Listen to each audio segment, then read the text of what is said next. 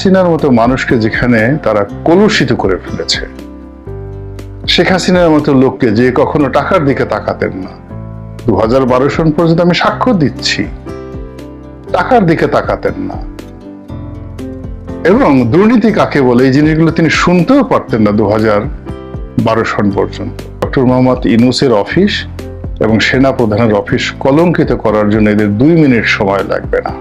শেখ হাসিনাকে মাননীয় সাবেক প্রধানমন্ত্রী যারা সর্বনাশ করেছেন, তাদের মধ্যে সবচেয়ে যে গোষ্ঠীটি তার মন এবং মস্তিষ্কে রীতিমতো পছন্দ ধরিয়ে দিয়েছেন, তাকে এবং তার পরিবারকে দুর্নীতির যে নর্দমা, সেই নর্দমার মধ্যে ফেলেছেন, এবং সেই নর্দমার মধ্যে পড়ার কারণে যিনি একসময় জননেত্রী রূপে নন্দিত ছিলেন, বঙ্গবন্ধু কন্যা রূপে যিনি মাথার তাজ ছিলেন, এবং দলীয় নেতাকর্মীদের নিকট যিনি বোন হিসেবে, আপা হিসেবে সম্মানিত ছিলেন, সেই শেখ হাসিনা এদের কারণে দুর্নীতিবাজ হয়েছেন, খুনি হয়েছেন, স্বৈরাচারী হয়েছেন, ফ্যাসিস্ট হয়েছেন, আরো কত কি। এবং সবার শেষে তিনি যেভাবে পালিয়ে গেছেন, এই পালানোর ফলে হাতে গোনা যে অলিগার শ্রেণী রয়েছে তাদের সংখ্যা কত হবে? বড় জোর 5 থেকে 600, আর এদের নেতা কত হবে? বড় জোর 40 থেকে 50। অর্থাৎ 50 জনের একটা টিম, দুর্নীতিবাজ ব্যবসায়ীদের একটা টিম, তাদের অধীন 500 জনের মতো একটা সিন্ডিকেট, এরপর আরো শহর, বন্দর, গ্রামে, ইউনিয়ন, ওয়ার্ড পর্যায়ে ব্যবসায়ী কাম দুর্নীতিবাজ, কন্ট্রাক্টর, চাঁদাবাজ, এদের সংখ্যা ধরেন আরো লাখখানেক হবে। তো বাংলাদেশে যদি 35% লোক আওয়ামী লীগ করেন, তাহলে কম করে হলে ধরুন 6 কোটি লোক আওয়ামী লীগ করেন। তো 6 কোটি লোকের মধ্যে এরকম দুর্নীতিবাজ, ব্যবসায়ী, চাঁদাবাজ, ধড়িবাজ লোকের সংখ্যা সাকল্যে 1 লাখ। এই 1 লাখ লোকের জন্য 6 কোটি লোক আজ জাহান্নামের আগুনের মধ্যে পড়েছে। এবং এই যে 6 কোটি মানুষের যে কান্না, সেই কান্না শেখ হাসিনা যতদিন জীবিত থাকবেন, শেখ রেহানা যতদিন জীবিত থাকবেন, জয় যতদিন জীবিত থাকবেন, তাদের চারিদিকে জাহান্নামের আগুন রূপে, জাহান্নামের বাতাস রূপে, লু হাওয়া রূপে তাদেরকে তছনছ করে ছেড়ে দেবে। তাদের জীবন, খাওয়া দাওয়া, ঘুম সবকিছু হারাম করে দেবে। তো শেখ হাসিনা পালিয়েছেন, শেখ রেহানা পালিয়েছেন, জয় আছেন দেশের বাইরে, আর তিনি যদি বাংলাদেশে থাকতেন তাকেও পালাতে হতো। এমনকি দলের মধ্যে যে সকল ভালো নেতা ছিলেন, যাদের বিরুদ্ধে দুর্নীতির অভিযোগ নাই, তারা দম্ভ করেছেন, অন্যায় করেছেন, আমি কারো নাম বলবো না, কিন্তু দুর্নীতির অভিযোগ নেই, তারাও এই সময় গা ঢাকা দিতে বাধ্য হয়েছেন। তো এই সকল কুকর্ম যাদের কারণে হয়েছে, তারা সবাই শীর্ষস্থানীয় তথাকথিত ব্যবসায়ী। এদের ব্যাংক আছে, এদের বীমা আছে, এদের গার্মেন্টস আছে, শিল্প আছে, কলকারখানা আছে।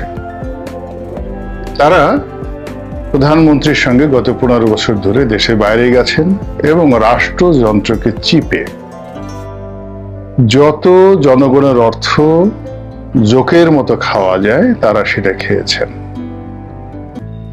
এবং এই গত 15 বছরে প্রধানমন্ত্রীর কার্যালয়, অফিস, আদালতে এ সকল দুর্বৃত্ত শ্রেণীর যারা ব্যবসায়ী, তাদের আচরণ, চাল চলন, কথাবার্তা সারা দেশের মানুষের কাছে এতটা বিরক্তিকর, এতটা ঘৃণার, এবং এতটা আপত্তিকর, লোকজন যদি এখন তাদেরকে সুবিধাজনক স্থানে পায় তাহলে কি পরিমাণ যে ট্রিটমেন্ট দেওয়া হবে তার কিছু নমুনা বিচারপতি মানিকের যে পতন, সেই পতনের মধ্যে দেখতে পেয়েছেন। মানিক আইন শৃঙ্খলা রক্ষাকারী বাহিনীর হাতে ধরা পড়ার কারণে প্রাণে বেঁচে গিয়েছেন, নচেত লোকজন তাকে পাড়িয়ে মেরে তার জিহ্বা টান দিয়ে ছেড়ে ফেলত। এইরকম ক্রোধ। তো মানিকের প্রতি যদি এই রাগ হয় তাহলে শেখ হাসিনাকে যারা দুর্নীতির সেই সাগরের মধ্যে ডুবিয়েছেন, চুবিয়েছেন, সেই সকল ব্যবসায়ীরা এখনো বহাল তবিয়তে ঘুরে বেড়াচ্ছেন।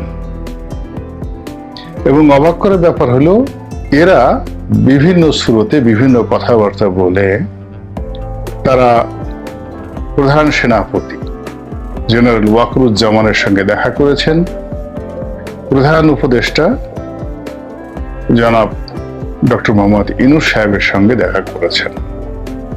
কি কথা হয়েছে, কি বলেছেন, এটা কোনো বিষয় নয়। মানুষের ক্রোধ এমন পর্যায়ে যে মানুষ তাদেরকে ওই দুটো জায়গায় এবং ওই দুজন মানুষের সঙ্গে দেখে ক্রোধে রীতিমতো উন্মত্ত হয়ে পড়েছেন। আপনারা গিয়ে দেখেন যে সালমান এফ রহমানের অফিস, বাসভবন কিভাবে মানুষ জ্বালিয়ে পুড়িয়ে ছারখার করে দিয়েছে। নারায়ণগঞ্জে গাজী টায়ারের মালিক গোলাম দস্তগীর গাজী, তার যে দুর্বৃত্তপনা, তার যে জুলুম, তার যে অত্যাচার পুরো নারায়ণগঞ্জবাসীকে রীতিমতো অস্থির করে তুলেছিল। তিনি কত মানুষের বুকে হাহাকার তৈরি করেছেন, কত মানুষের জমি দখল করেছেন, কত মানুষকে অপমান করেছেন। তার পেটোয়া বাহিনী ছিল এবং মানে জাহেলিপনা কাকে বলে, তার ছেলে, সে নিজে এবং তার স্ত্রী, তার গুন্ডা পান্ডা সব মিলিয়ে মানুষের ক্রোধকে এমন পর্যায়ে নিয়ে গিয়েছিল। তার ফলে কি হলো দেখুন, তার একটা বিশাল শিল্প কারখানা মানুষের ক্রোধের আগুনে জ্বলে পুড়ে ছারখার হয়ে গিয়েছে। গোলাম দস্তগীর গাজীর দ্বারা শেখ হাসিনার যত ক্ষতি হয়েছে, দেশবাসীর যত ক্ষতি হয়েছে, তার চেয়েতে হাজার গুণ ক্ষতি হয়েছে যে লোকগুলোর দ্বারা। সেই লোকগুলো এখন প্রধান উপদেষ্টার কার্যালয়ে ভোল পাল্টিয়ে যাচ্ছেন। তাদের সংবাদপত্র আছে, তাদের টেলিভিশন আছে এবং তাদের চেহারা, সুরত, আচার আচরণে মনে হচ্ছে যে তারা নিরপরাধ শিশু, জান্নাতি শিশু। শেখ হাসিনা যত দোষ শেখ হাসিনা, তারা কিছুই না। তারা হালাল ব্যবসা বাণিজ্য করেছেন এবং হালাল ব্যবসায়ীদের জন্য যে সকল পুরস্কার আল্লাহ রাব্বুল আলামিন দুনিয়া এবং আখিরাতে রেখেছেন, এগুলো তাদের প্রাপ্য। কাজেই তারা নির্ভয়ে নিশ্চিন্তে সেই প্রধান উপদেষ্টার কার্যালয়ে চলে গেছেন। নির্ভয়ে নিশ্চিন্তে তারা ক্যান্টনমেন্টের ভিতরে ঢুকে পড়েছেন। আমরা তো এখনো ক্যান্টনমেন্টে ঢোকার কথা কল্পনাও করতে পারি না, প্রধান উপদেষ্টার সঙ্গে দেখা করার কথা কল্পনাও করতে পারি না, কিন্তু এই দুর্বৃত্তগুলো ঢুকে গেছে এবং এরা এত খারাপ, এত জঘন্য, এদের যে মানে ভিতরে ধ্বংসাত্মক যে মেশিনারিজ গুলো রয়েছে, এটা যে কোনো মানুষকে, শেখ হাসিনার মতো মানুষকে যেখানে তারা কলুষিত করে ফেলেছে, শেখ হাসিনার মতো লোককে যে কখনো টাকার দিকে তাকাতেন না, 2012 সন পর্যন্ত আমি সাক্ষ্য দিচ্ছি, টাকার দিকে তাকাতেন না এবং দুর্নীতি কাকে বলে এই জিনিসগুলো তিনি শুনতেও পারতেন না 2012 সন পর্যন্ত। সেই শেখ হাসিনার বিরুদ্ধে অভিযোগ, এখন তিনি রূপপুর পারমাণবিক কেন্দ্র থেকে ঘুষ খেয়েছেন, তারপর তার ছেলে টাকা পাচার করেছে, তার বোন টাকা পাচার করেছে, এই যে শেখ হাসিনার যে ডেভিয়েশন, এই ডেভিয়েশন করেছে হারামজাদা প্রকৃতির এ সকল অসভ্য ব্যবসায়ীরা, বিরাট গ্রুপ, কারো নাম বললাম না। সেই ব্যবসায়ীরা যদি শেখ হাসিনার মতো এরকম আয়রন লেডিকে রীতিমতো আবর্জনাতে পরিণত করতে পারে, তাহলে ডক্টর মোহাম্মদ ইউনূসের অফিস এবং সেনা প্রধানের অফিস কলঙ্কিত করার জন্য এদের 2 মিনিট সময় লাগবে না। কাজেই যারা আছেন ক্ষমতায়, স্বনির্বন্ধ অনুরোধ, এদেরকে প্রতিহত করুন।